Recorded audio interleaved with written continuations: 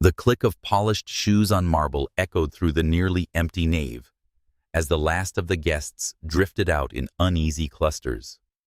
White ribbons still curled from pew ends, and lilies perfumed the air with an almost mocking sweetness. At the altar, a bride in satin stood very still, bouquet trembling in her hands, as though even the roses knew to be afraid of silence.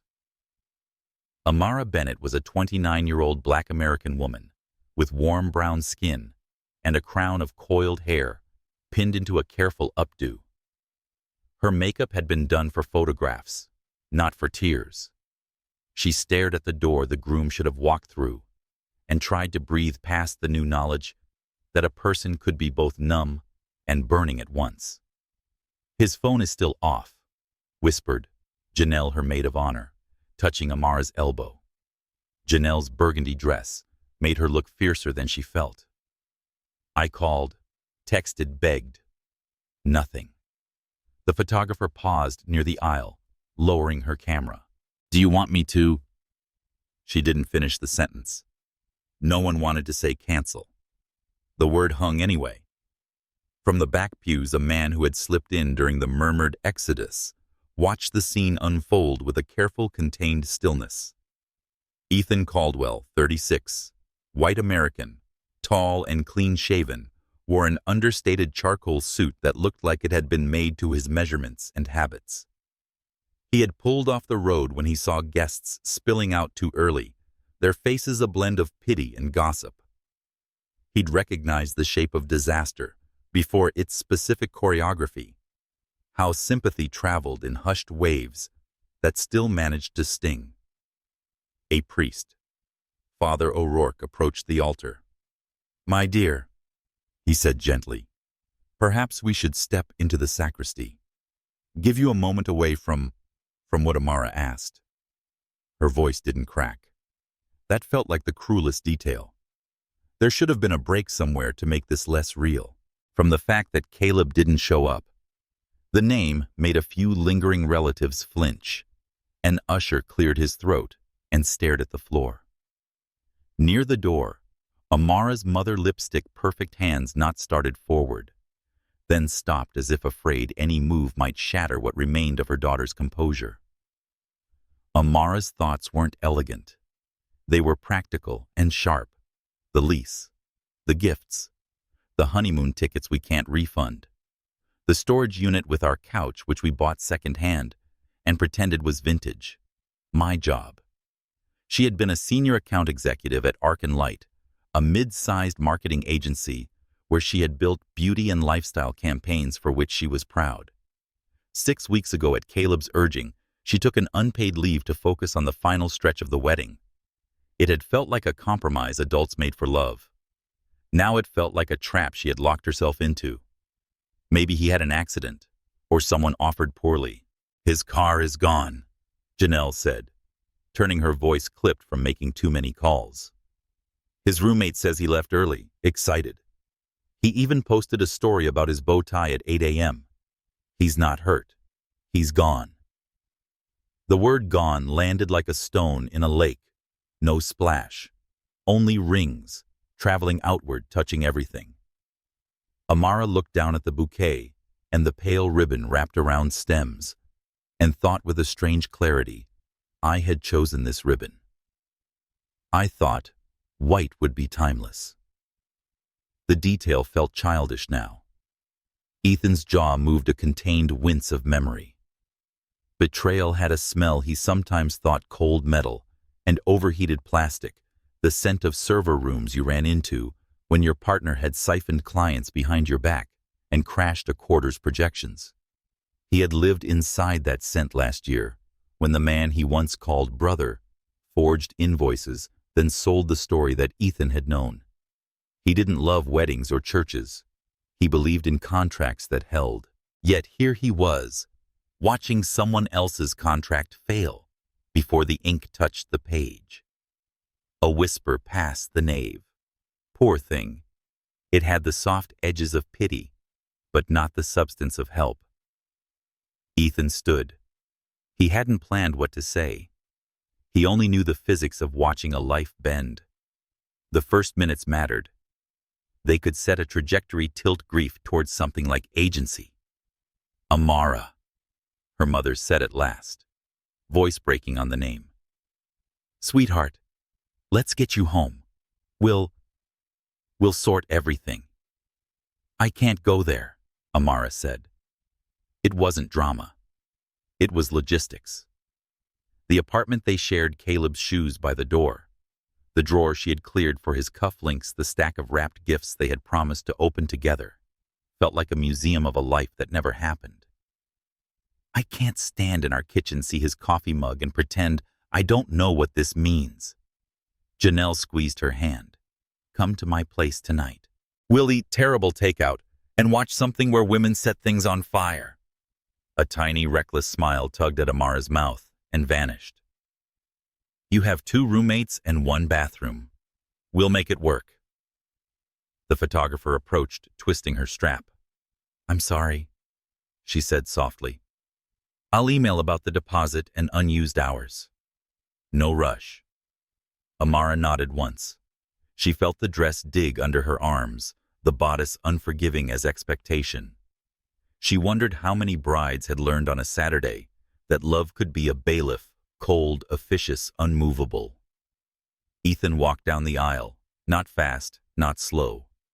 He wasn't a man who liked entrances, which was ironic, given the number of times headlines had made one for him. Up close, the exhaustion around the bride's eyes told him what the distance had only suggested. She was not asking for rescue. She was deciding what to do with the pieces. He stopped a respectful distance away and first addressed Janelle and the priest to make his intrusion accountable. I'm sorry to interrupt. I'm Ethan Caldwell. Janelle's eyes narrowed. The Ethan Caldwell. Just Ethan, he said, and kept his gaze on the bride. Ms. Bennett, you don't know me, and I know this is the worst possible moment for a stranger. I won't keep you long. I wanted to say 2 things. Amara stared at him. I don't need an apology on his behalf. She surprised herself with the steadiness. You'll never get one from me, Ethan said. First, what happened is not a verdict on you men who do it for themselves. Second, if you need anything practical today, a driver, a hotel room far from questions, or someone to handle vendors, I can arrange it without strings. You shouldn't have to negotiate logistics in that dress. For a heartbeat, no one spoke. The offer wasn't dramatic. It was annoyingly sensible, which made it harder to refuse. Why are you here? Amara asked. Really? I saw people leaving too soon, he said. I recognized the look on their faces. The one that says they're gathering a story they can tell later. I don't like that look. He hesitated. And I know what it's like when the person you trusted most pulls a pin and hands you the grenade. Father O'Rourke's eyes softened, as if he understood that a confession had just been made sideways. Janelle's shoulders lowered a fraction. Amara thought of the office she'd left behind, to be the kind of fiancé who said we about everything. She thought of how her chest had stretched, not with love, but with compliance over the last few months. She also thought of pride of not owing anyone a story that made him bigger and her smaller. She said slowly that I need not walk past 100 people who will remember my face every time they book this church. Ethan nodded once. There's a side door near the vestry. My driver can meet you in the alley. I can have a suite ready in 20 minutes under an alias. Janelle can come with you. He glanced at the maid of honor, making the offer to her as well. Janelle weighed him, then looked at Amara. No strings. No strings, Ethan said. No publicity, no favors, just logistics. Amara exhaled the first breath since the priest had suggested the sacristy. Okay, she said, surprising herself. Thank you. Ethan offered his arm the way one does in old movies, when a woman in satin needs a practical way to move. Amara didn't take it. She didn't need a prop. But she nodded once, and he stepped beside her as they turned toward the side aisle, Janelle on the other side. Father O'Rourke, a pace behind like a small procession for a ceremony that had shifted shape. At the vestry door, Amara paused and looked back at the altar. The runner, the lace, and the arrangement of lilies she had insisted on being modern and straightforward. For a flicker of a second, grief tried to take the whole room. She didn't let it. Outside, cool air found her skin and steadied her. A black sedan waited with the engine off. Ethan opened the rear door and stepped back. "It's booked under M. Carter," he said. "You can change it the second you arrive. If you want someone to deal with the venue, the caterer, or the florist, give me a number, and I'll have my office cancel and refund what can be refunded." Amara slid into the car, Janelle right behind. She looked up at the man on the curb as the door closed. "Mr. Caldwell, Ethan," he corrected. She said, "People will say you did this for headlines, testing the edge she would need for whatever came next. Then they don't know me," he replied. "I prefer headlines that never run." The sedan eased away, and for the first time since the music had failed to start, Amara felt the possibility of motion that belonged to her. In the rearview mirror, the church receded. The lilies would bloom regardless. She set the bouquet on the seat beside her, stared at the ribbon she had once called timeless, and decided that timeless could be rewritten.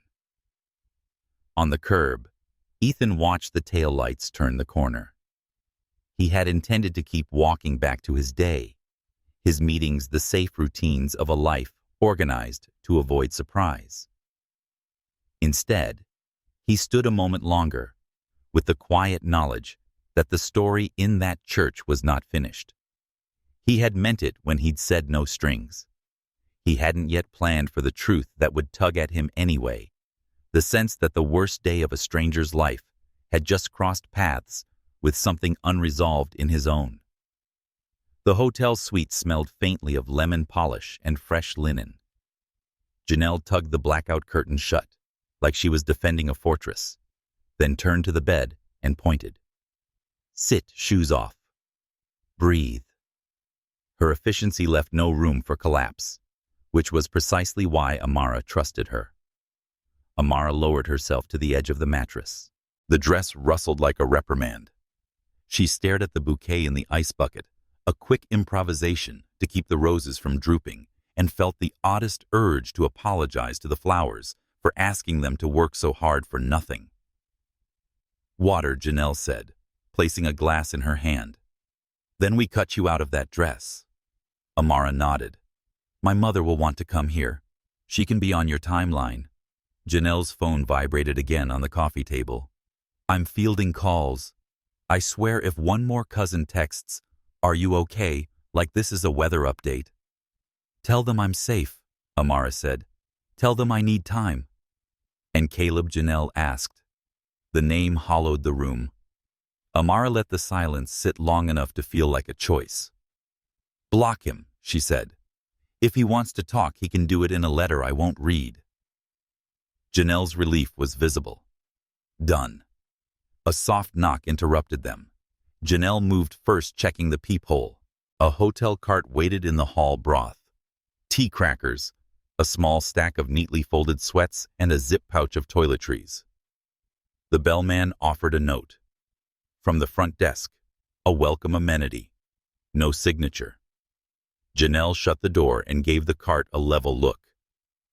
Caldwell. Amara didn't answer. Gratitude and suspicion wrestled in her throat. Kindness, when you were this raw, could feel like pressure in disguise. "It's practical," Janelle decided, reading Amara's face. "And you need practical. We'll accept it, eat the soup, and still assume nothing." The zipper at the back finally slid. The dress pooled, a pale tide receding. Standing in comically soft hotel sweats, Amara felt less like a ruin and more like someone who had weathered a storm and found a dry room. Her mother's ringtone flashed again. Amara lifted the phone. "I'll call her," she said before Janelle could intercede. The conversation was brief, a series of reassurances delivered in a borrowed voice. "I'm safe. I'm with Janelle." "No, I don't want to go home yet. Yes, I'll tell you where I am in the morning. After she hung up, she pressed the cool glass to her forehead and stared at the carpet pattern until it stopped moving. Talk to me about work, Janelle said, perched on the ottoman like a coach. Talk to me about something that isn't him. Amara let the question open a window. She saw the office she'd left, the whiteboard cluttered with campaign taglines, the shelf of sample products she'd tested until her hands smelled like a department store. She remembered the afternoon she'd told her boss she was taking a leave. The conversation had been cordial. You're indispensable, but we'll manage. Caleb had kissed her temple afterwards. We're almost there, he'd said. Focus on us. I liked who I was at work, she said quietly. I was good. I made things move. I kept timelines, budgets, and creatives from murdering each other. I gave that up to be agreeable. She tasted the word. It felt like cardboard. And agreeable doesn't get to keep the apartment, Janelle said. We'll sort that too. Across town, Ethan stood at his office window with the lights off, watching the city calibrate to evening. He didn't turn on the overheads. The dark made the glass a mirror. His reflection looked like a man who lived by plans and had just decided outside of one. Grace, he said on speaker. 2 things. First, cancel the Whitcomb Plaza ballroom booking. I've been slow rolling for the foundation dinner. Push it to winter. Refunds were possible. Donations were not. Second, find out who handled today's church event. Any vendor with outstanding balances gets paid in full anonymously. It's not charity. It's clean bookkeeping. Grace didn't ask why. That was why she was Grace. Understood. Anything else? He hesitated, then chose bluntness. PR radar on low alert. If anyone pitches runaway groom mystery billionaire at church, I want silence, not spin.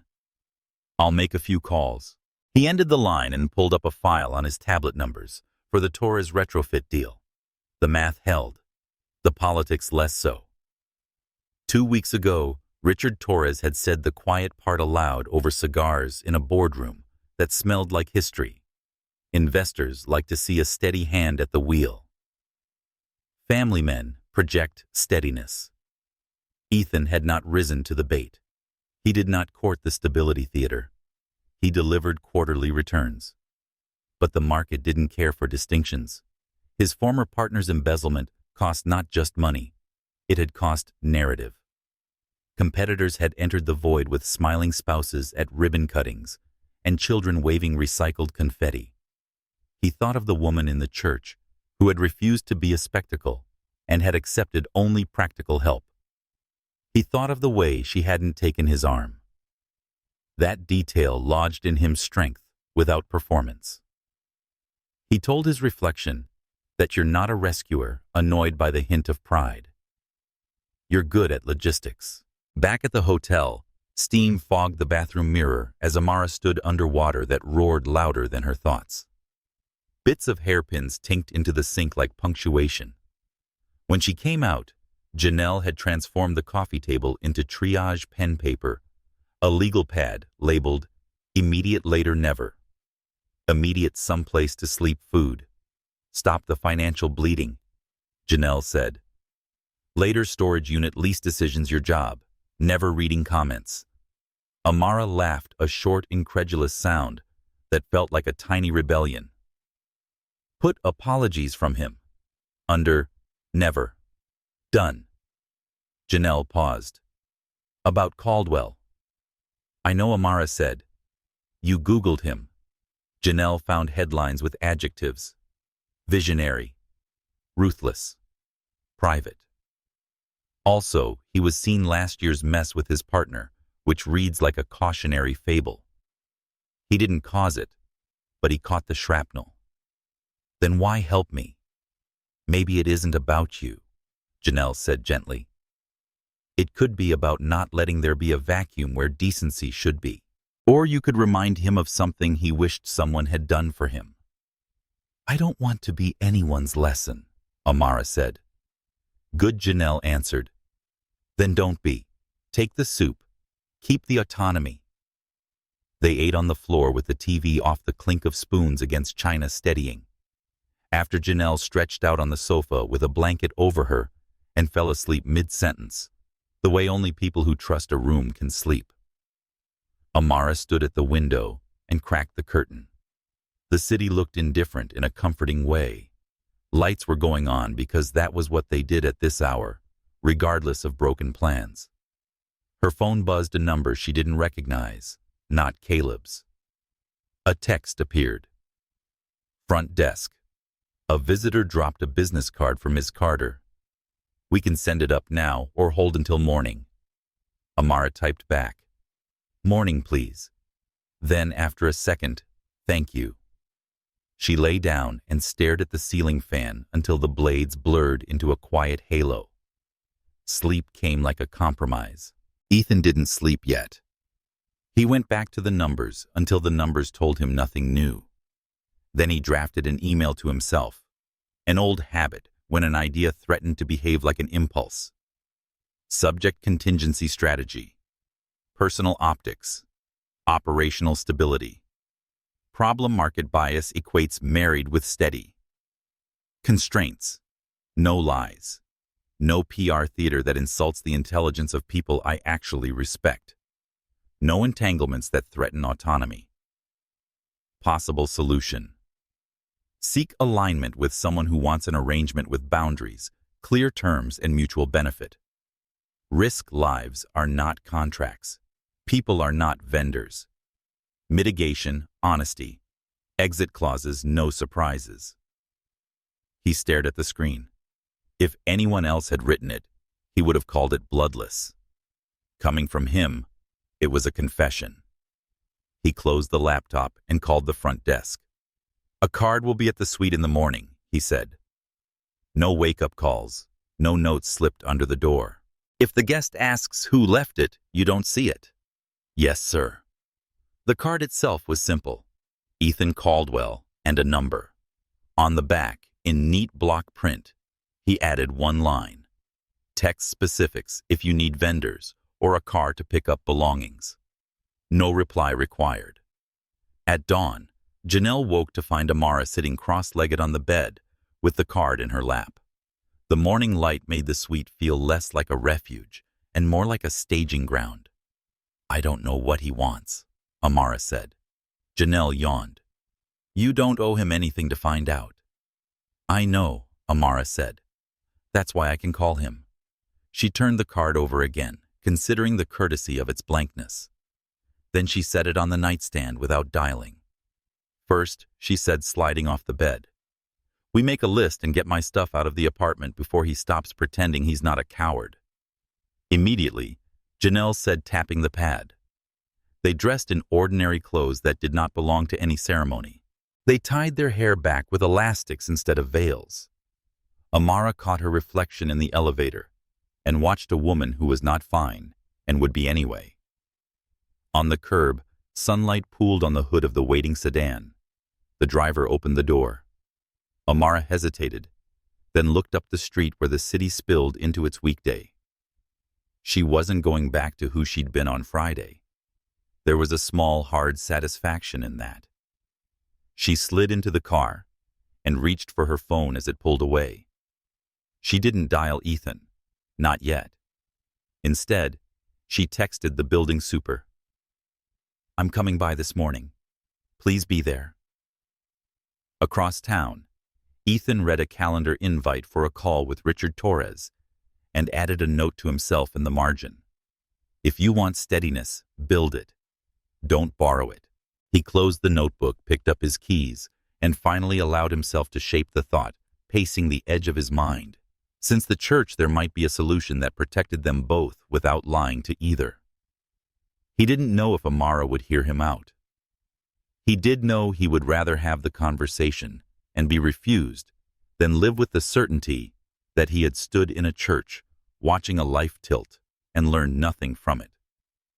The super opened the apartment door with a sympathetic nod and a set of keys that clinked like accusations. Text me when you're done, he said. I'll be nearby.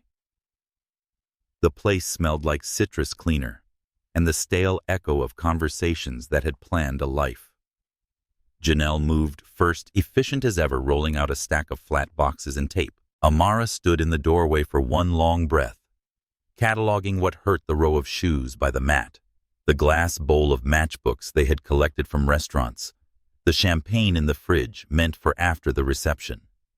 She took the bottle out, set it on the counter, and let the cold air close behind her without opening anything. They packed in a triage rhythm: documents, sentimental non-fragiles, a week's worth of clothes, her laptop, and drives, the little ceramic whale paperweight from her first promotion. Janelle labeled boxes like declarations: keep, donate, decide later. When a wall hook snagged the heel of the dress bag, they both startled, then laughed because the sound was safer than the alternative. A knock froze them. Amara's heart tripped, then settled when the super's voice came through the door. Movers are here, the anonymous kind. She hadn't texted Ethan beyond the building address in 2 hours. The men who arrived wore plain shirts, no company name, no small talk. They rapped and carried with the quiet skill of people who understood they handled more than objects. The living room looked like a decision had been made in under an hour. As they loaded the last box, Amara's phone buzzed. A number she didn't know. She let it go to voicemail, then pressed play on speaker. Ms. Bennett, this is Patricia from Arkin Light. I heard. Don't worry about how. You don't owe me any story. I want you to know your desk is still there if you want it. We miss your brain. Call me when you're ready. Janelle grinned and did a small silent cheer. The apartment's walls seemed to shift minutely, as if loosening their grip. When the door closed for the last time, Amara slid her keys into an envelope and wrote "Forward Mail" on the outside. On the landing, she paused, hand on the rail, and felt not an ending, but the click of a ratchet motion in one direction only. The car delivered them back to the hotel, with boxes bound for storage. The front desk had a message waiting. If you prefer a quieter place, I can loan a townhouse for a week. Gate no press. EC. There was an address and a code. No signature, no assumptions. Janelle said that this man's commitment to logistics is almost romantic. Almost. Amara traced the digits with her finger, then looked up. 1 week, she said. Then I'm done needing anyone else's gate. Janelle said to repeat it when the week is over, but she smiled. An hour later, Amara sent a text. Thank you for the movers. I owe you an update. If you want to talk, meet me where you first saw me fail. Tonight, before the evening mass. The church garden in late afternoon wore a different light. The lilies were still there, untroubled by yesterday's story. The stone bench kept its counsel. Ethan was already waiting when Amara and Janelle walked in, hands empty, posture unbroken. He rose and nodded to both. Thank you for the help, Amara said. It was clean. That was the goal. Janelle's staying. She added no closed doors. Good, he said, and meant it. He gestured to the bench, and they sat with a careful distance between them, the kind that made space for complex sentences. Amara said, You asked me in the vaguest possible terms yesterday if I needed anything. Today, I have a particular question. She folded her hands so they wouldn't shake. What are you actually proposing? Ethan inhaled like a diver, then chose precision. I'm proposing an arrangement neither of us dresses up as something it isn't. I have clients and boards who equate partnership with stability. They don't say it outright, but vote for it with their money. I don't intend to live as a performance, but I also won't let optics subsidize competitors who are worse at the work. You need stability that doesn't chain you to someone else's poor choices. I can provide that without touching your autonomy. He paused, measuring her face. The offer is this: a legal marriage with terms. Shared public appearances when it serves us both dinners. Charity events. The occasional photograph we do not exploit. Separate bedrooms. Separate finances. A clear prenup, drafted by your attorney. Exit clauses, for any reason, with no penalties. You pursue your work as you choose. I don't own your schedule, your time, or your story. Janelle shifted but said nothing. The garden held their voices and did not echo them back. And what do you get? Amara asked, besides a ring that tells men like Richard Torres that they can stop worrying about your bedtime stability arithmetic, Ethan said. Doors open faster. Projects with long horizons look less like risk on paper. Some people stop searching for a narrative where there isn't any. Also, company. He let the word sit unsentimental, but not empty. I don't mean romance in exchange for rent. I mean a partner in rooms where partnership matters, someone who doesn't need an introduction to be believed. And when those rooms ask for a story, Amara asked how we met and why we married. We told them only what was true, and he said, we met on a difficult day. That we made a choice adults can make. That we value each other's dignity. If that isn't enough, we leave those rooms. Amara considered the slight flecks of relief she felt at that. You said separate finances. How precisely my counsel will propose a stipend that reflects the work and time you'd spend on public obligations.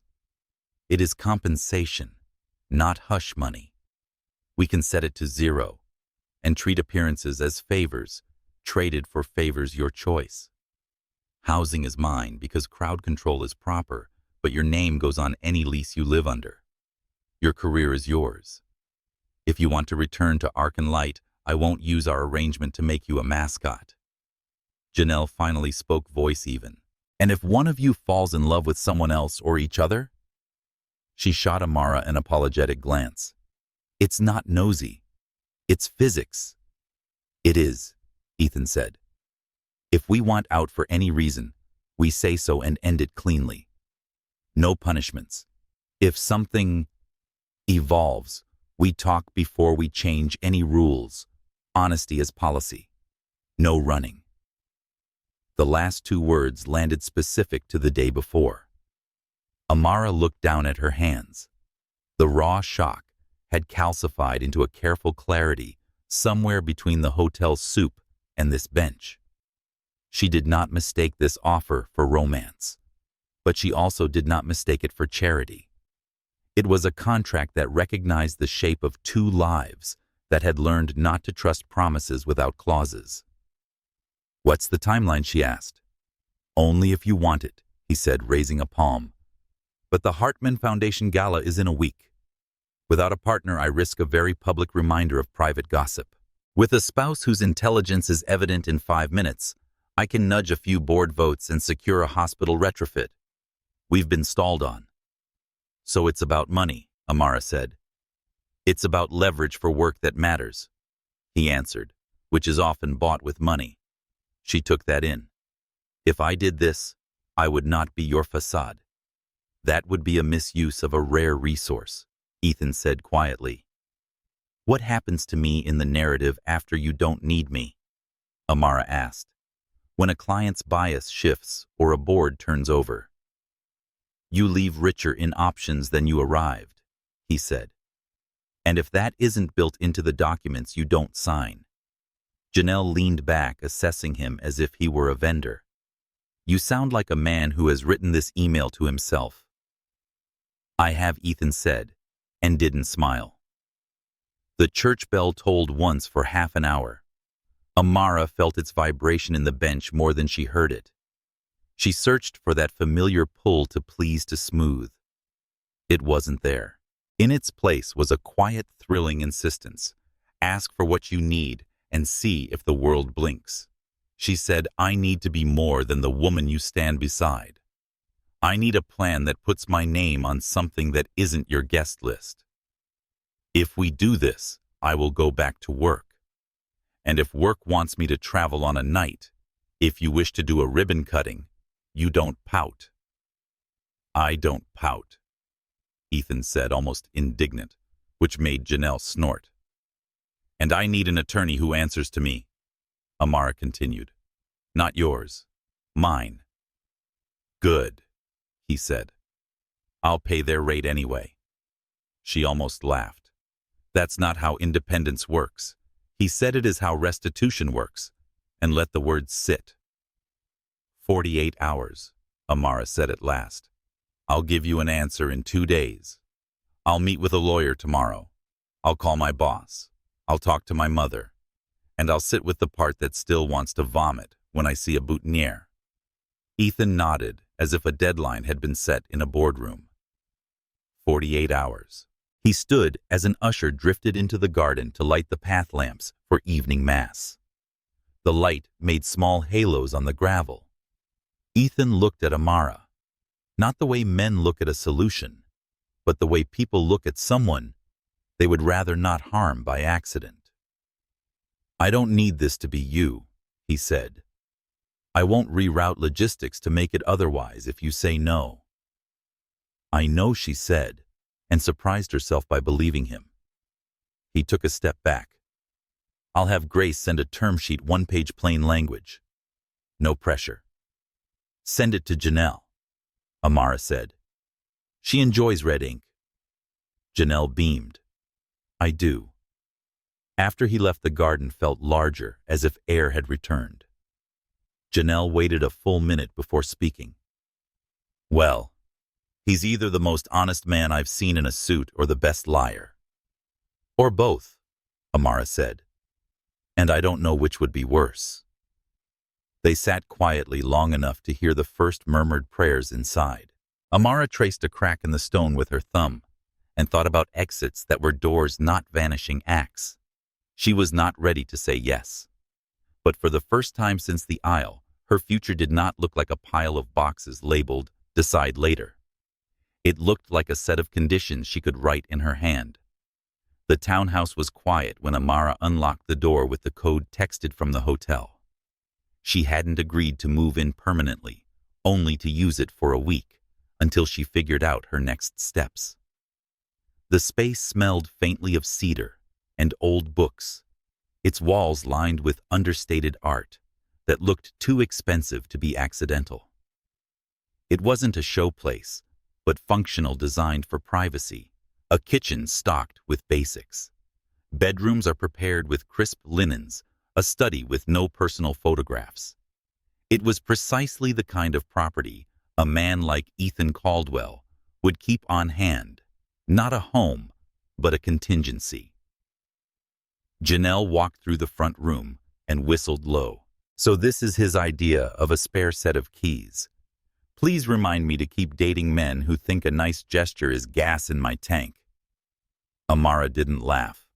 She set her bag down and pressed her palms against the countertop until her breath cleared. 1 week, she said again, as if repetition would carve it into stone. Then I'm done. Janelle studied her, then sat on a stool. Unless you're not. Unless you decide something else, which is your right. Amara shook her head. You heard him. This is a contract he's writing in his head. I'm not ready to be another line item in someone else's damage control. But later, when the house was dark and Janelle was asleep upstairs, Amara sat in the study, leafing through a blank legal pad in the desk drawer. She wrote headings in neat block letters: stability, work, autonomy, exit. Beneath each, she listed what she would demand if she said yes. Not what Ethan had offered, what she required. Her handwriting grew firmer as the page filled. For the first time in days, she felt the shape of control. Across town, Ethan lingered in his office long after his staff had gone home. His assistant, Grace, had sent the 1-page draft, marriage arrangement preliminary terms. He had read it twice and closed the document dissatisfied. Contracts were his language, but this wasn't just a contract. He knew what bias could do to balance sheets, how one whisper of instability could close doors faster than any market report. He had lived it when his former partner, the man he'd once introduced as the brother I chose, siphoned clients into a shell company and left him to explain the wreckage. The board had questioned his judgment, not the betrayal. Investors had demanded evidence of resilience. Some had pulled funding whispering that maybe Caldwell wasn't steady. In those months, Ethan had learned how loneliness sharpens silence. He had come home to a penthouse that looked immaculate in photographs and cavernous in reality. He had poured bourbon he didn't taste, and reminded himself that anger and grief had no place in boardrooms. The public believed in narratives, not nuance. A man with a wife is steady. A man alone is a suspect. So he had built walls. And yesterday those walls had cracked in the sight of a woman who had not collapsed when the ground fell away. He leaned back in his chair, rubbing his temple.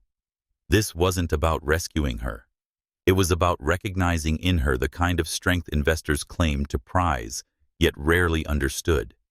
It wouldn't be because he'd given her a townhouse or hired movers if she said yes.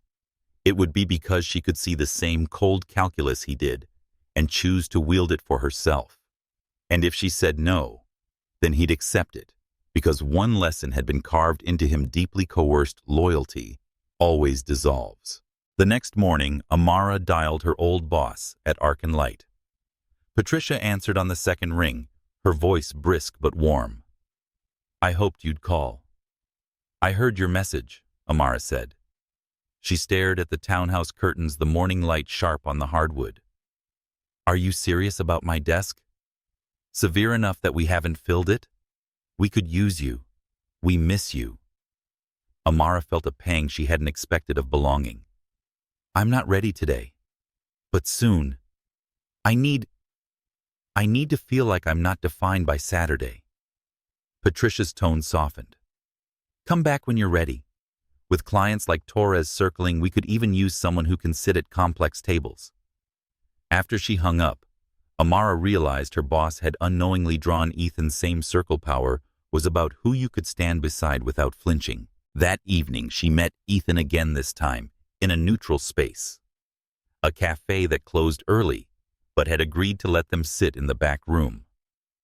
Janelle came too, with a notebook in hand like a paralegal.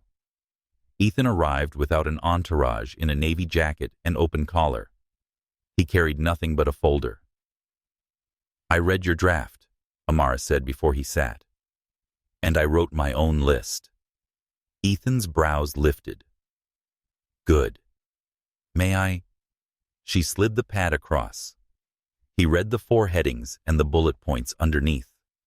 She watched his eyes move, not rushed, not skimming, but deliberate. When he finished, he set the paper down and nodded once. "These are reasonable," he said. "They should be the foundation." Janelle leaned forward. "You're not surprised," Ethan said. "I'd be more concerned if she hadn't written them." His voice was calm but not rehearsed. "If this is to work, it has to be architecture built by both, not scaffolding. I hand her." Amara studied him. "You sound like someone who knows what it feels like to be undermined."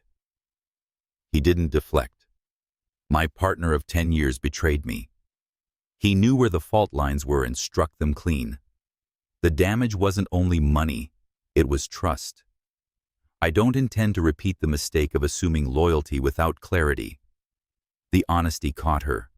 It wasn't confession for sympathy. It was evidence.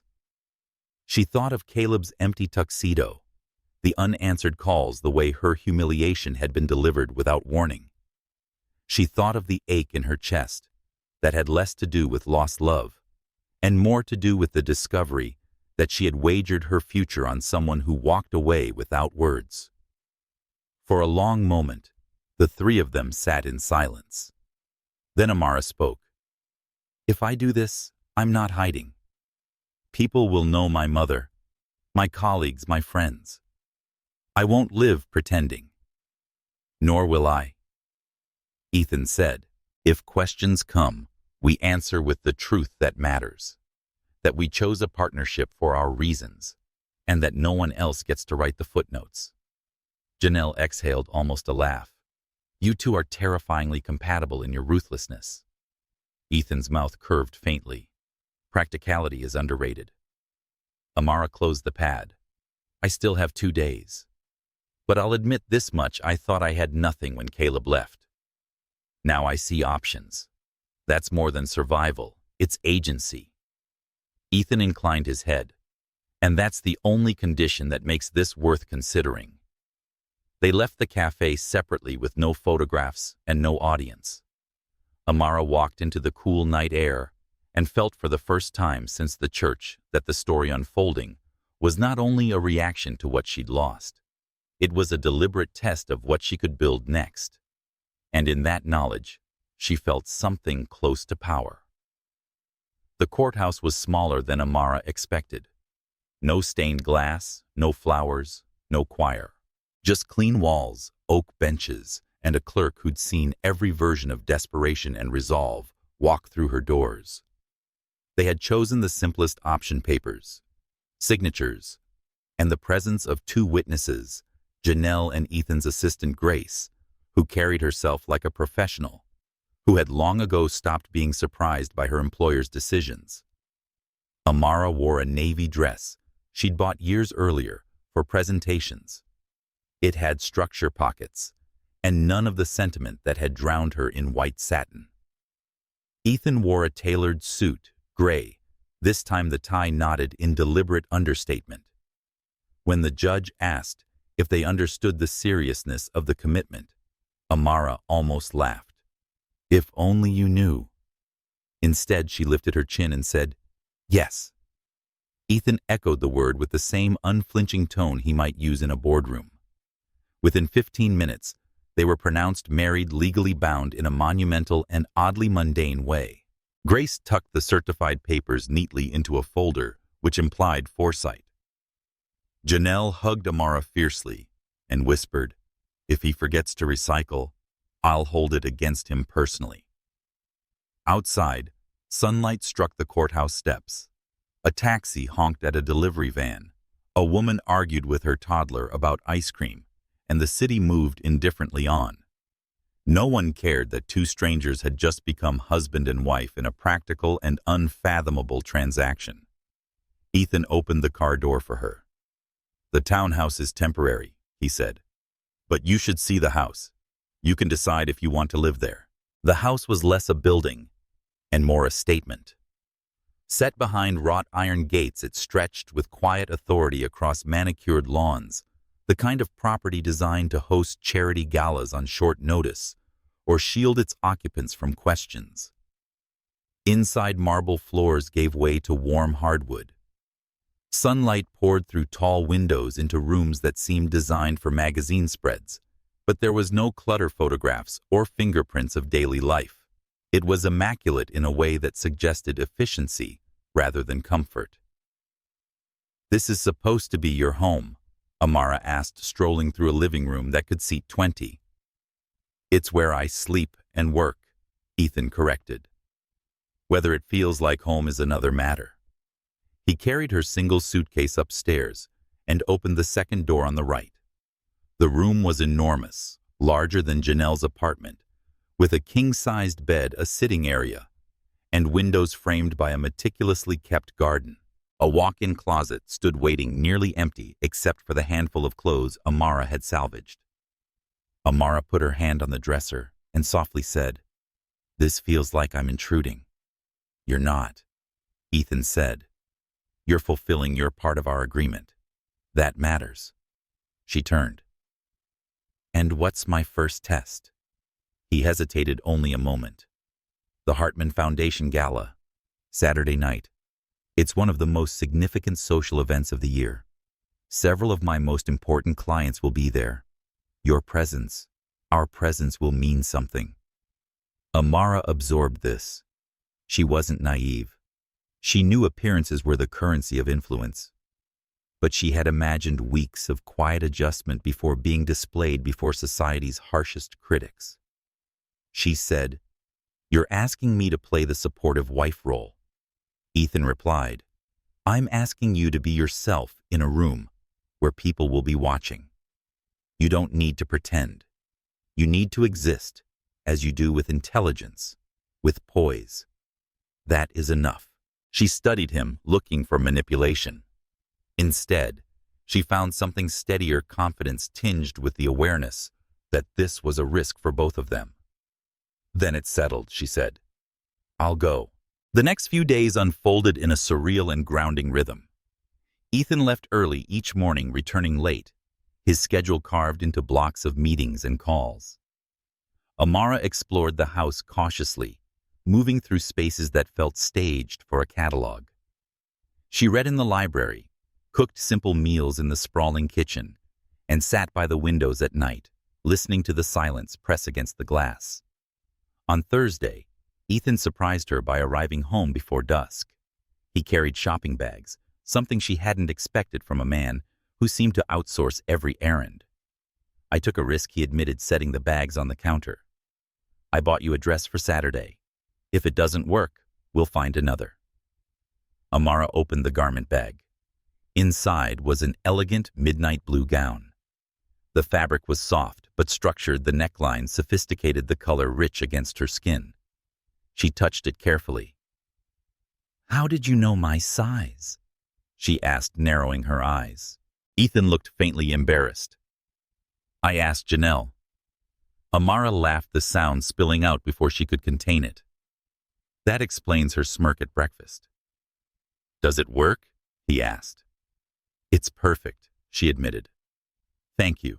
Saturday arrived too quickly. Amara spent an hour preparing, styling her hair, applying makeup with care she hadn't taken since the abandoned wedding. Looking in the mirror, she saw not a broken bride, but a woman cloaked in elegance, ready to face a room that would whisper and judge. Downstairs, Ethan waited in a tuxedo that looked carved for him. Something shifted in his expression when he saw her at the top of the stairs. Surprise, admiration. Maybe something else he didn't name. You look stunning, he said, his voice quieter than usual. Amara smoothed the dress nervously. You clean up well yourself. In the car, he briefed her on the guest list. The Hartmans are traditionalists. Mrs. Hartman especially values family and stability. Richard Torres will be there. His hesitation on our energy project comes down to credibility. Tonight may change that. No pressure, Amara said dryly. Ethan glanced at her, and the corner of his mouth curved. Just be yourself. That's all I need. The gala glittered beneath chandeliers in the city's most exclusive hotel. Hundreds of guests milled in tailored suits and gowns, champagne flutes sparkling in their hands. Amara's pulse quickened as they entered, but Ethan offered his arm. His steady presence anchored her. Mr. Caldwell, an older woman, said warmly, approaching with sharp eyes and practiced charm. And this must be your wife. Mrs. Hartman. May I introduce Amara? Ethan said smoothly. It's a pleasure, Amara said, extending her hand. Mrs. Hartman's gaze lingered, assessing, then softened. The pleasure is mine, dear.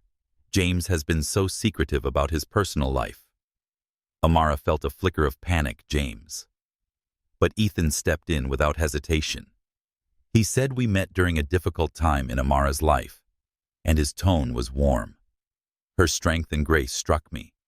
Not a lie. Just not the whole truth. Amara exhaled, grateful for his tact. As the evening unfolded, she slid into conversation with practiced ease. Years in marketing had taught her how to read a room and make people feel heard. Guests complimented Ethan on his lovely wife, and she noticed how his responses carried genuine pride, not performance. You're a natural, Ethan murmured during a pause, as couples danced nearby. Amara replied, I'm just being polite, but her smile felt real. Later, Richard Torres approached, shaking Ethan's hand firmly before turning to Amara. It's refreshing to see a couple who so clearly balance each other. It makes a difference. Amara felt a flutter of satisfaction. Ethan's arm brushed hers lightly, a silent acknowledgement of victory. When the night ended and they drove home in comfortable quiet, Ethan said softly, You were perfect tonight. Thank you. Amara admitted that it wasn't as complicated as I thought it would be. Your colleagues are kinder than I expected. They are, Ethan agreed. Then after a pause, they clearly adore you. I can see why.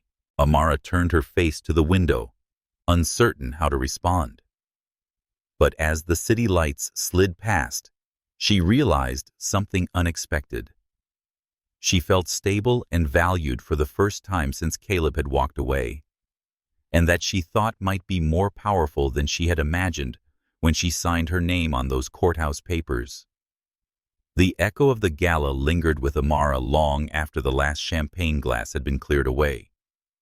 Back at the house, she carried the blue gown upstairs, like something precious, not because it belonged to Ethan or the price tag whispered extravagance, but because she had worn it, and in it, remembered herself. Her reflection in the mirror the next morning was almost disorienting.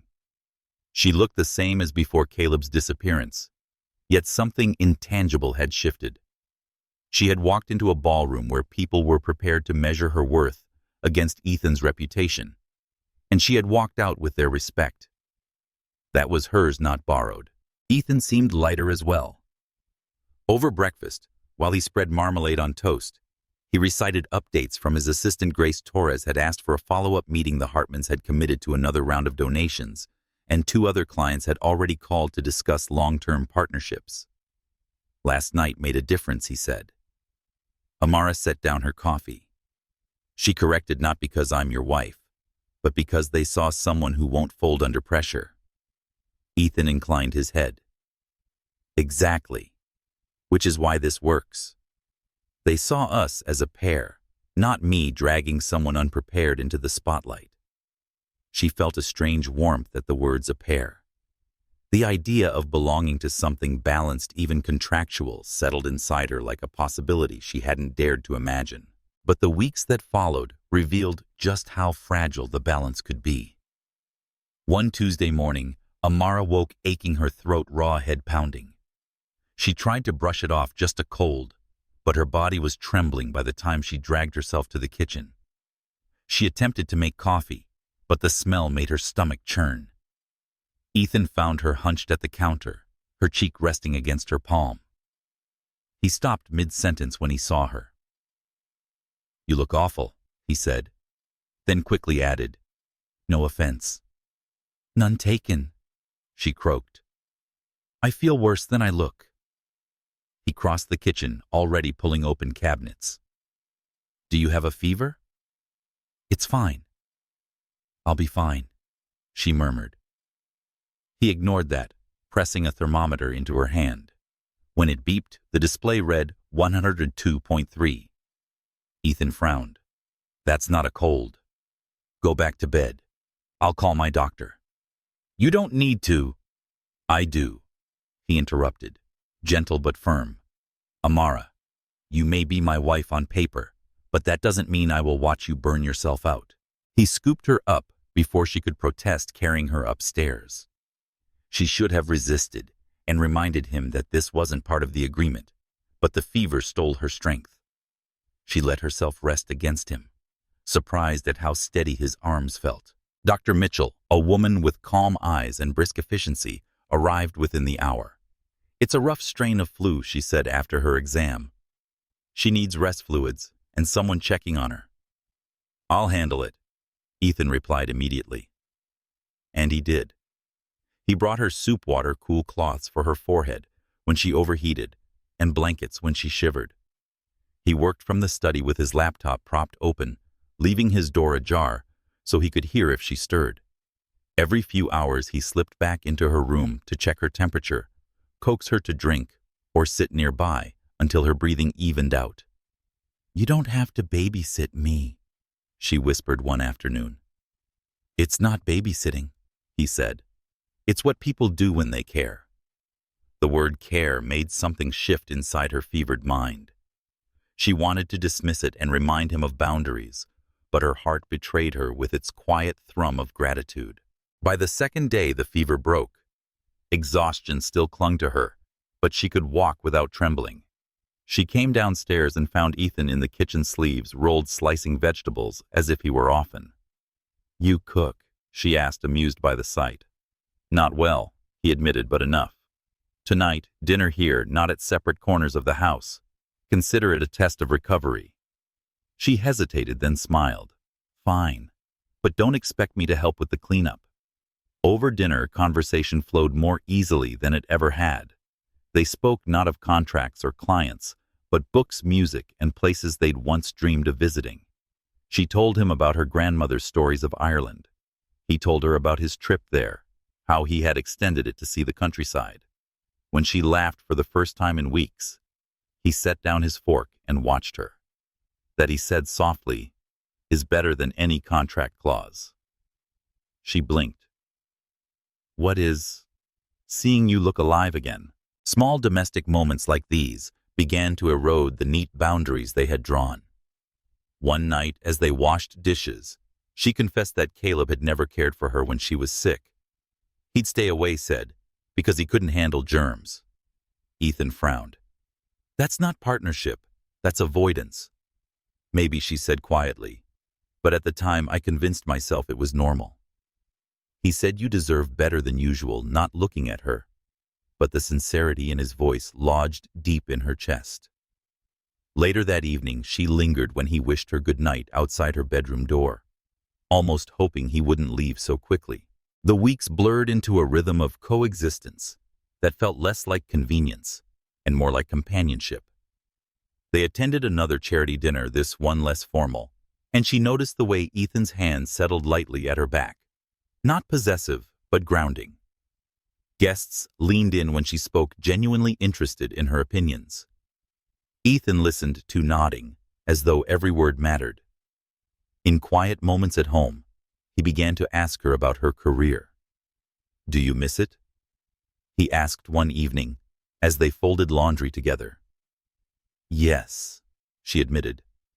I miss the creativity, the challenge. I gave it up because Caleb wanted me to focus on building a life with him. That was the right choice. Ethan looked at her with an intensity that made her pause. Then take it back. You don't need my permission. You don't need anyone's. His words echoed long after the conversation ended. She allowed herself to consider surviving and thriving again for the first time. The turning point came on a business trip to Chicago. Ethan was scheduled to meet potential investors, and she accompanied him as part of their agreement. On the plane, he explained the sustainable energy project he was pitching. His eyes lit up with enthusiasm as he described retrofitting old buildings with solar panels and efficient systems. Amara listened, genuinely captivated. That's brilliant. But your presentation slides focus too much on technology. Investors care about returns, not circuitry. Ethan blinked, then smiled. You're right. You really are right. That evening at the investor dinner, she sat beside Margaret Chin, the wife of one of the potential backers. Margaret was sharp, accomplished, and deeply interested in environmental causes. They talked for nearly an hour. Later, as Ethan walked Amara back to their hotel, he said quietly, You have a gift. You don't just impress people, you connect with them. She looked at him surprised. Are you saying you want to hire me? His smile was wry, thoughtful. The company would be lucky if you said yes. Something flickered in her chest, ambition, possibility, and maybe something more dangerous, the realization that she wanted the work and the man who had begun to see her as more than part of an arrangement. That night, lying awake in her hotel room, she whispered to the ceiling, This isn't supposed to feel like this. But the truth was undeniable. The arrangement had shifted. The sparks they had both tried to deny were burning into something far more challenging to contain. The return flight from Chicago was hushed, the hum of the engines louder than either of them expected. Ethan tapped through financial reports on his tablet, but his focus kept drifting sideways to the woman seated beside him. Amara leaned against the window, her eyes on the clouds. Her posture was relaxed, but her expression was thoughtful, as though her mind was cataloging new territory. When they landed, Ethan said, Come by my office tomorrow. I'd like you to meet Patricia, our marketing director. She should hear your ideas directly." Amara hesitated. "As your wife, or as a candidate? As someone with the skills we need?" He answered without pause. That distinction mattered.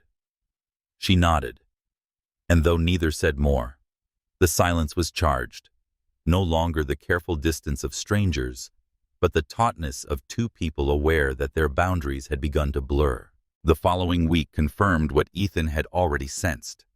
Patricia welcomed Amara with cautious professionalism, but by the end of their first meeting, she was scribbling notes like a student. Amara's critiques of campaign strategies were sharp, precise, and infused with the kind of marketing insight Arc&Light had once prized. Ethan barely needed to argue his case with the board by the second week. Patricia herself requested that Amara join the division on a contractual basis. Ethan pretended to step back from the process, but inwardly he felt satisfied. Amara had earned her place without his interference. Yet even as she settled into her new role, the arrangement at home grew more complicated. One evening, Amara returned from the office, flushed with energy, dropping her bag on the counter. "Torres signed the letter of intent today," she said. "Your presentation was strong, but what sealed it was our new messaging." Patricia said the shift in tone made the proposal accessible. Ethan allowed himself a smile. "That was you." "That was us," she corrected. The word sent a ripple through him. Us, a pair. Partners not only in contract but in purpose. He poured 2 glasses of wine and handed her one. "Then tonight we celebrate." It should have ended there, 2 colleagues toasting a successful venture. But the air between them thickened when their glasses clinked and their eyes met. Ethan noticed the curve of her smile, how it held warmth instead of performance. Amara felt the weight of his gaze linger a heartbeat too long. She set down her glass. "Careful," she said lightly. "Of what? Of forgetting." "This is supposed to be convenient," she replied, though her voice wavered just enough to betray her. Days later, the facade cracked further.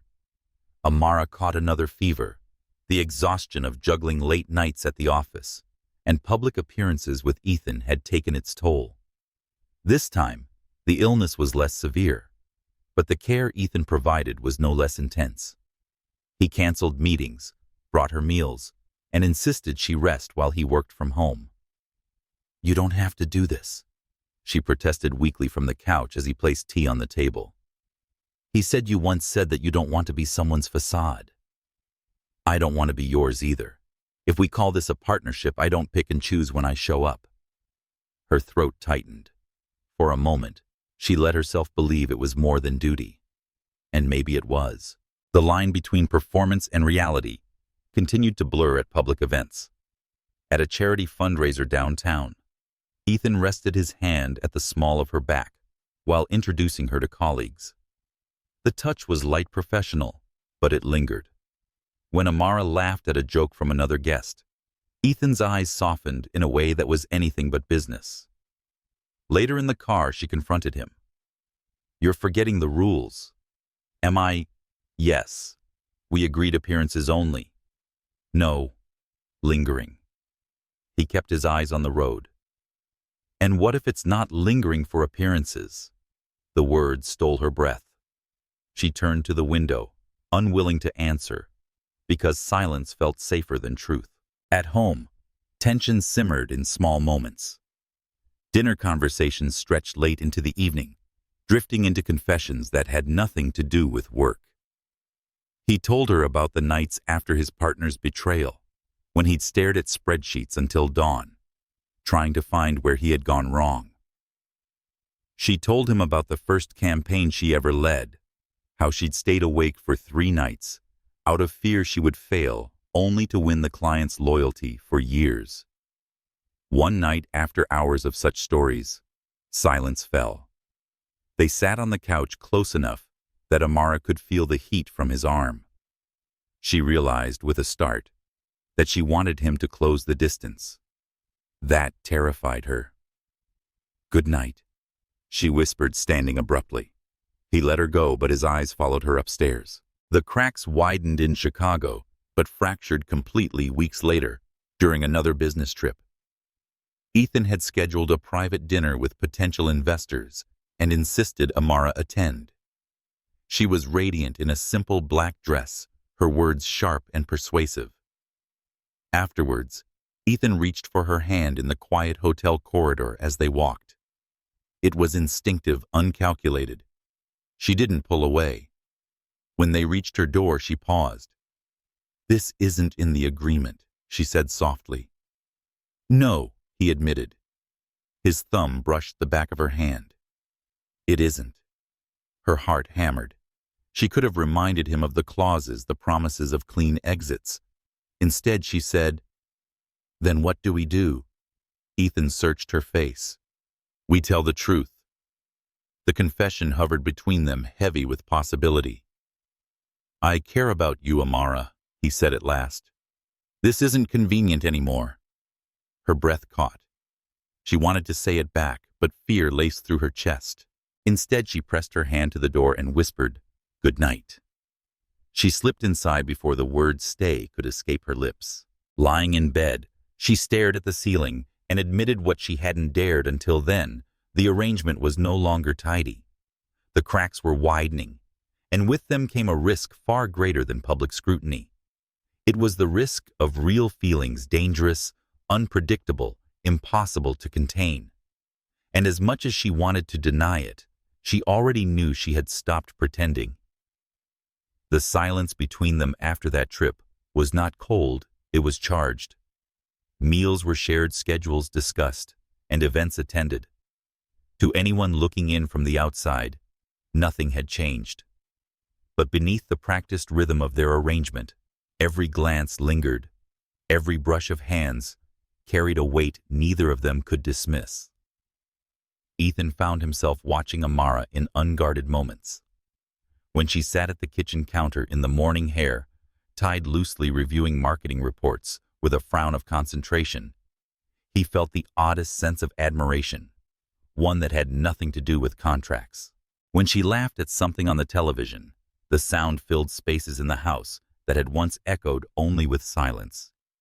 For Amara, the danger was in how easy it became to forget that what they had was supposed to be temporary.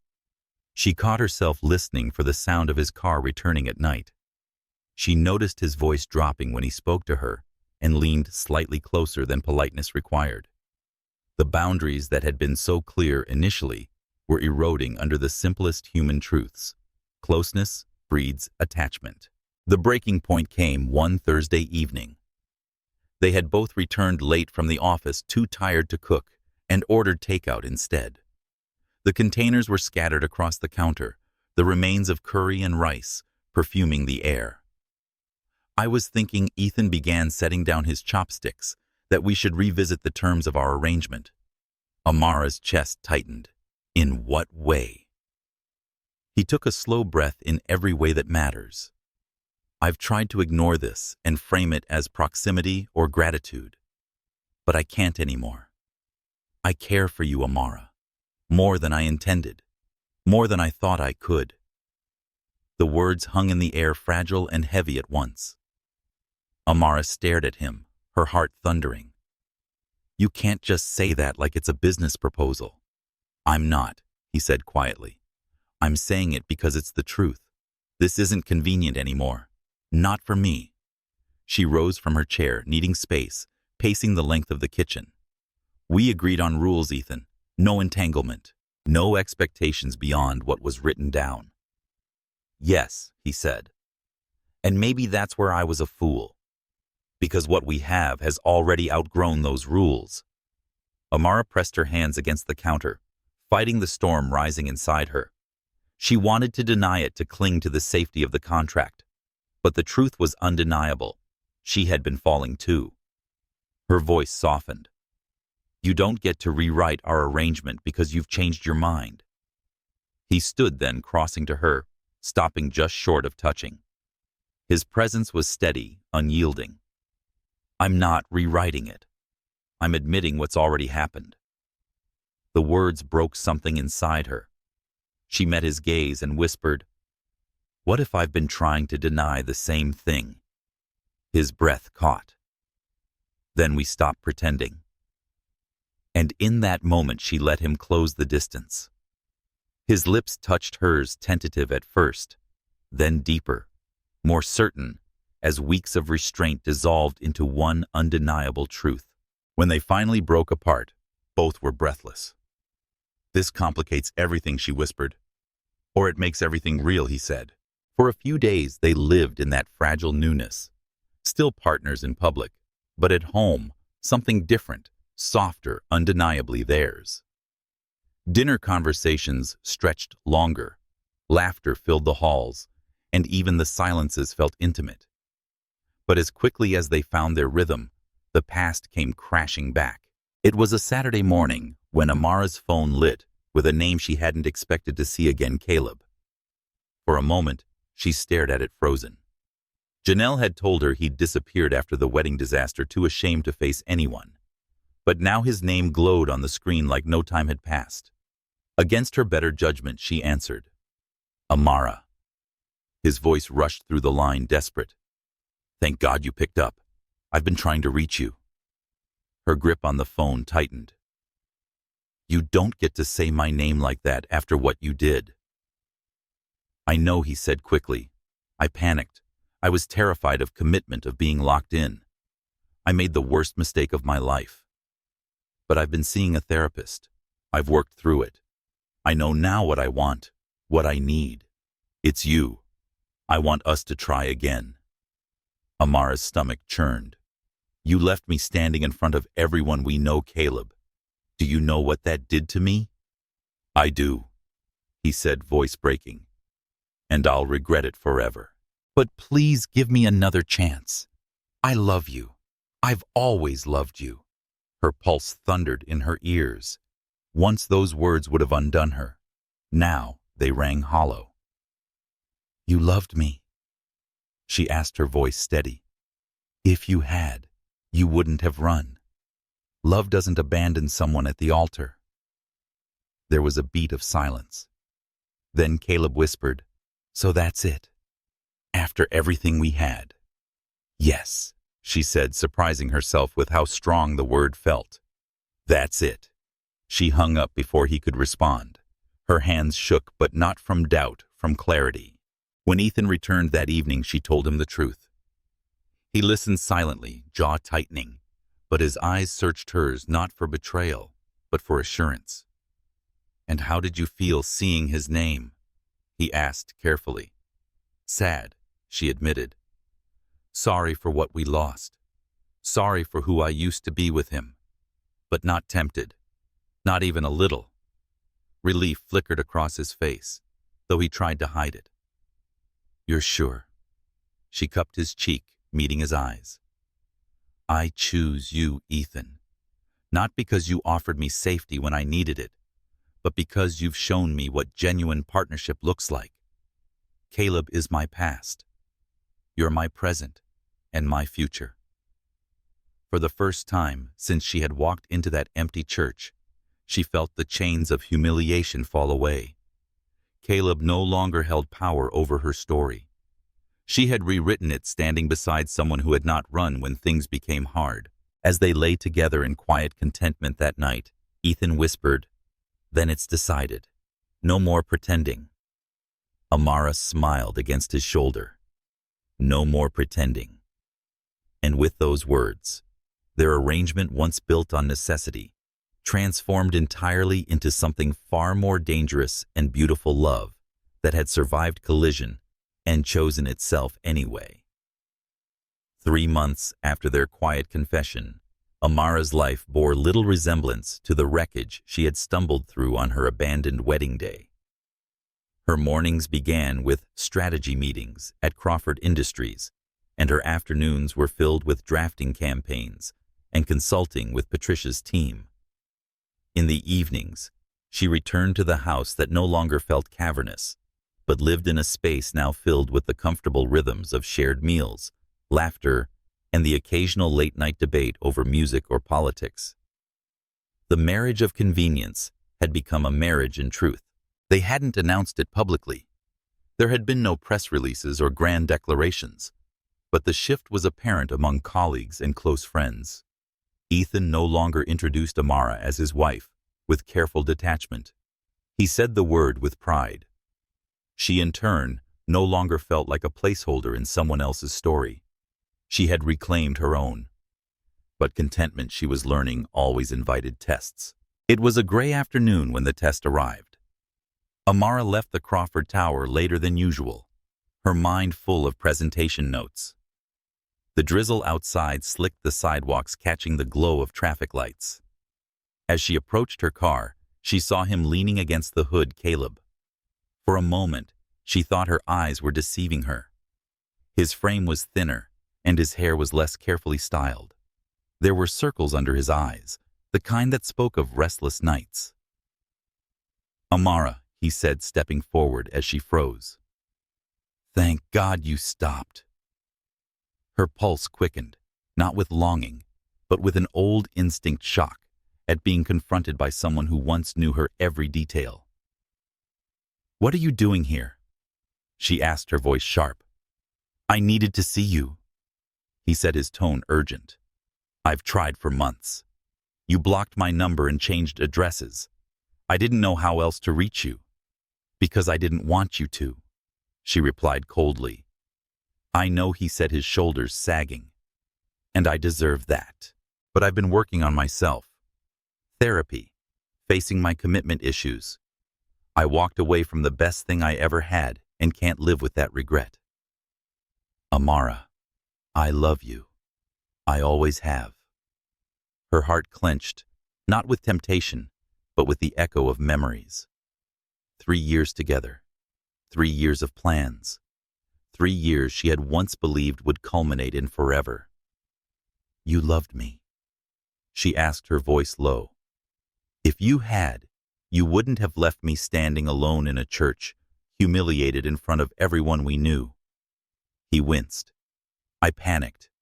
The permanence, the pressure, it felt like a wall closing in. I ran because I was weak. But I see it now. I want to make it right. Please give me a chance to prove I've changed. She shook her head slowly. "You had your chance, Caleb. Love doesn't vanish at the altar. Love doesn't disappear when things get hard. It shows up. You didn't." His face crumpled. "So that's it. After everything, you won't even consider." "No," she cut in, her voice firm. "Because I have a life now, a life I chose, and it doesn't include you." She opened her car door, but his voice stopped her. "Who is he?" She turned, startled by the bitterness in his tone. "The man who has you now." Caleb pressed. "Who is he? Does he even love you like I did?" Amara straightened. "His name is Ethan Caldwell. And yes, he loves me. More than you ever could, because he never ran. He stood beside me when everything fell apart. He treats me with respect and care every single day. That's what love looks like." Caleb paled. The name was clearly familiar. "Caldwell. The billionaire." He laughed bitterly. "So that's it. You left me for money." Amara's eyes flashed. "Don't you dare cheapen what I have now by pretending it's about wealth. Ethan offered me stability, but not the kind you're thinking. He gave me honesty, reliability, and compassion. He gave me partnership, things you never could." The conviction in her voice silenced him. He stepped back, looking suddenly small. "Then I've lost you forever," he whispered. "You lost me the day you chose fear over love," she said gently, though without pity. She slid into her car and shut the door. As she pulled away, Caleb remained on the curb, a hollow figure swallowed by rain. That night, Amara debated whether to tell Ethan. Part of her wanted to bury the encounter, to keep the ghost of her past from intruding on the life they were building. But honesty had become their foundation. Secrets would corrode that. She found him in his study laptop, open glasses low on his nose. When she stepped inside, He immediately closed the computer and looked up, his smile softening. "You're late." I was beginning to worry. "Something happened," she said quietly. He sat straighter. "What kind of something?" Caleb showed up. The name darkened his expression. He rose slowly, crossing the room until he stood before her. What did he want? To apologize. To win me back. To tell me he's changed. Ethan's jaw tightened. "And what did you tell him?" Amara took his hands, forcing him to look into her eyes, and she knew it was too late. "I am already married to a man I love, and nothing he says will change that." Relief washed over his features, though he tried to keep his voice level. "And how did you feel seeing him again?" "Sad," she admitted. "Sorry for the years we wasted, but not tempted, not even for a second." His hands squeezed hers. "I believe you. But I have to ask, did any part of you consider his offer?" She shook her head firmly. "No. Caleb had years to prove he could love me the way I deserved. You've shown me in months what real love looks like. Ethan, you are my choice. Every day, you are my choice." The vulnerability in his eyes softened into relief, then into something brighter. He kissed her forehead and whispered, "Then, I have nothing to fear." Later that night, lying beside him, Amara thought of Caleb's face, pale with regret. For the first time, she felt no lingering ache. Instead, she felt gratitude, because his betrayal had led her to this, to Ethan, to a life rebuilt on truth. "Do you ever wonder," Ethan asked quietly in the dark, "what would have happened if he hadn't run that day?" "Sometimes," she admitted, "but I always come to the same conclusion: I never would have found you. And that would have been the real tragedy." He kissed her softly, holding her close. "Then maybe he did us a favor." "Maybe," she whispered, "because now we have something tangible." And in that moment, with the past finally silenced, the future stretched before them, uncertain, imperfect, but theirs. For the first time, Amara knew without hesitation that she had not simply survived heartbreak. She had transformed it into the kind of love that could stand against anything. 6 months later, the church garden that had once been the scene of humiliation and collapse was transformed into something radiant. White roses lined the path, strings of soft lights hung from the archways, and the stone bench where Amara had once wept in silence was now surrounded by laughter and anticipation. This time, there was no confusion, whispers, or empty aisle. Only family, friends, and colleagues gathered to witness what was no longer an arrangement or a contract, but a love story that had survived trials, choices, and the sting of the past. Amara's dress was nothing like the first gown she had worn. It was simple, cream-colored, elegant, in a way that reflected her new life, grounded, resilient, and free of unnecessary ornament. Her veil was short, pinned with pearls that had once belonged to her grandmother. Rebecca, restored to her place as maid of honor, fussed with the hem and smiled. "This feels different," she said. "Because it is," Amara replied. "This time I know exactly what I'm walking toward." At the altar, Ethan waited in a dark suit, his expression uncharacteristically unguarded. When Amara stepped into view, he exhaled as though he'd been holding his breath for months. She met his gaze, and the world narrowed until only the two were connected by a path strewn with petals and memory. Father Martinez, the same priest who had seen her abandoned, now beamed as he began the ceremony. "Dearly beloved, we are gathered here today to celebrate a marriage and the triumph of love over fear, truth over deception, and resilience over despair." When it came time for vows, Ethan spoke first. His voice carried steady across the garden. "I thought I was stepping into a stranger's tragedy when I first saw you here months ago. I thought I was offering a solution to someone else's disaster. But what I found was not desperation. It was strength, dignity, and grace. Amara, you didn't just become my partner in public, but in every part of life. I promise never to run hide or let you doubt your worth again. I promise to choose you every day for the rest of my life. Tears glistened on Amara's cheeks as she began her own vows. Ethan, you walked into my story at its darkest, and instead of pity, you offered me respect. Instead of weakness, you gave me strength. You showed me that love is not performance, but presence, not just in moments of joy, but in moments of illness, fatigue, and fear. You gave me back not only my confidence, but my faith in love itself. I promise to stand with you to support your dreams, as you have supported mine, and to choose you with a heart that is no longer afraid. When the priest pronounced them husband and wife, Ethan kissed her with tenderness that carried the weight of everything they had survived. The crowd erupted in applause, not polite, but joyous, a collective acknowledgement that this marriage was real, born from ashes into fire. The reception was held in the garden of their home, lanterns strung through trees, tables overflowing with laughter and clinking glasses.